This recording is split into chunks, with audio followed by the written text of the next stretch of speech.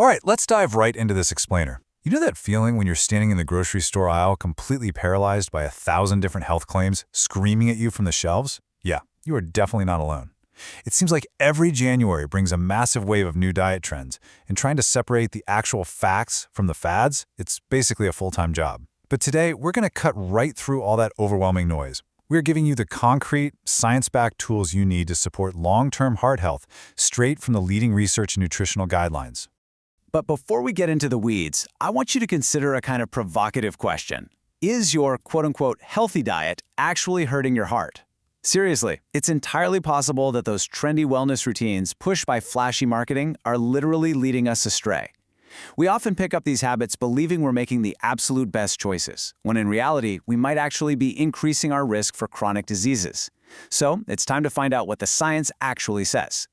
Here's our quick roadmap for today. First up, we're busting some common nutrition myths. Second, we'll decode food labels. Third, we'll dig into the laws around food allergens. And finally, we'll bring it all together with some heart-healthy home cooking.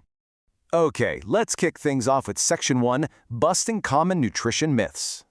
It's a super common fear, right? Carbs are the enemy. Well, actually, the reality is far from that. Weight gain simply comes down to consuming more calories than you burn, regardless of whether they come from carbs, fats, or proteins. Get this, leading health authorities actually recommend that 45 to 60% of our daily calories should come from carbohydrates. The real trick is just choosing the right ones. High-fiber, complex carbs, like whole grains, fruits, and veggies, are absolutely essential. Not only do they keep you full, but they actually lower your risk of heart disease and type 2 diabetes. Now, think about the massive health halo surrounding coconut oil lately. For the last few years, it's been marketed as this ultimate superfood, something you should put in everything from your frying pan to your morning coffee. But if we look closely at the data, the claim that it's a heart-healthy choice, it just doesn't hold up. Listen to how this breaks down. Coconut oil is a staggering 92% saturated fat. That far exceeds butter, which sits at 65%, and it absolutely dwarfs healthier options like olive or sunflower oil, which are way down at around 10%. So why does this matter? Well, diets high in saturated fat are directly linked to raised bad LDL cholesterol, which bumps up your risk of heart disease and stroke. So while it's totally fine for an occasional treat, using coconut oil every single day is really not doing your heart any favors. The absolutely crucial takeaway here is that we have to monitor our intake, aiming to keep dietary cholesterol under the recommended limit of 300 milligrams per day. You hear this a lot when people talk about eggs, right? They've been demonized for years. But for most healthy folks, eating an egg a day doesn't significantly raise your blood cholesterol because our bodies just cleverly produce less cholesterol to compensate. The real danger is eating multiple eggs a day alongside a diet that's already packed with heavy saturated fats, which easily pushes you over that 300 milligram limit. Moderation and balance are absolutely key here. Moving right along to Section 2, Decoding Food Labels. To build out our healthy eating toolkit, let's talk about the UK traffic light system. It is a brilliant, visual way to quickly gauge a product's health profile right on the front of the packaging. It categorizes fat, saturated fat, sugars, and salt into green for low, amber for medium, and red for high. It's incredibly straightforward. When you're comparing two products, you simply aim for mostly greens and ambers to protect your heart and your waistline. And hey, a red light doesn't mean you can never ever eat it. It just means you should probably consume it less often and in smaller amounts. Now, as you scan the ingredients list, you're probably going to spot E numbers. They sound highly artificial and kind of scary, right? But honestly, an E number simply means a food additive has been rigorously safety tested and approved by the European Commission. They serve very specific purposes, and there is really nothing to fear. For instance, E307. That's just a vitamin E antioxidant used to stop fats from going off.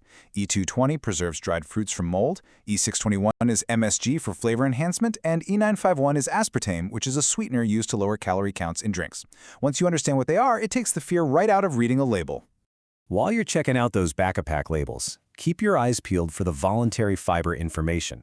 It doesn't always have a daily percentage listed next to it, but leading nutrition foundations recommend that adults should eat 30 grams of fiber a day to support a healthy, balanced diet. It's an area where a lot of us actually fall short, but keeping that 30-gram target in the back of your mind while comparing labels can make a massive difference to your digestive and heart health. All right, Section 3, Understanding Food Allergens. If you buy prepackaged sandwiches or bakery items, you might have noticed the ingredients lists look a bit different these days. That is thanks to Natasha's Law, a really crucial piece of UK legislation that came into force on October 1, 2021. This law legally ensures that 14 common allergens must be clearly emphasized on the label. You'll usually see them printed in bold, italics, or contrasting colors. This is a total game changer because it means consumers with severe allergies can quickly and confidently make safe choices without having to guess what might be hidden inside their lunch. Finally, let's wrap things up with Section 4, Heart-Healthy Home Cooking. So how do we actually apply all this knowledge? Well, we can look for inspiration from resources like the Happy, Healthy Heart Cookbook. This brilliant guide was produced by Domart in association with Heart Research UK, and it is completely packed with recipes designed specifically for cardiovascular health.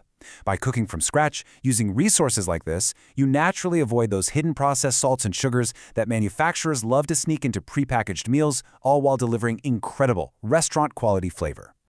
Take a vibrant, comforting bowl of red pepper soup straight from the cookbook, for example.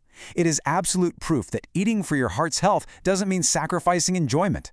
This kind of meal is achievable, deeply delicious, and perfectly utilizes those complex, high-fiber veggies and low-saturated fat ingredients we talked about earlier. It's exactly the kind of warm, inviting meal you want to build your diet around. And the best part?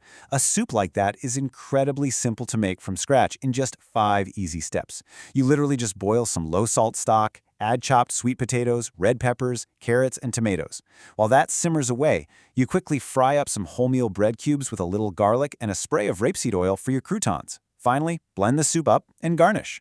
You're transforming fresh produce into a nutrient-dense meal. And most importantly, it puts you in total control of exactly what you are eating.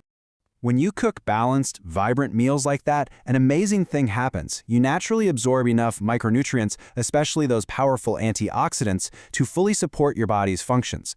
Recent studies suggest that getting these nutrients directly from a varied diet provides ample health benefits. There is really very little evidence that relying on expensive, unproven megadoses of supplements offers any additional benefit. Real food, properly prepared, is literally all your body is asking for. So, we have covered a lot of ground today.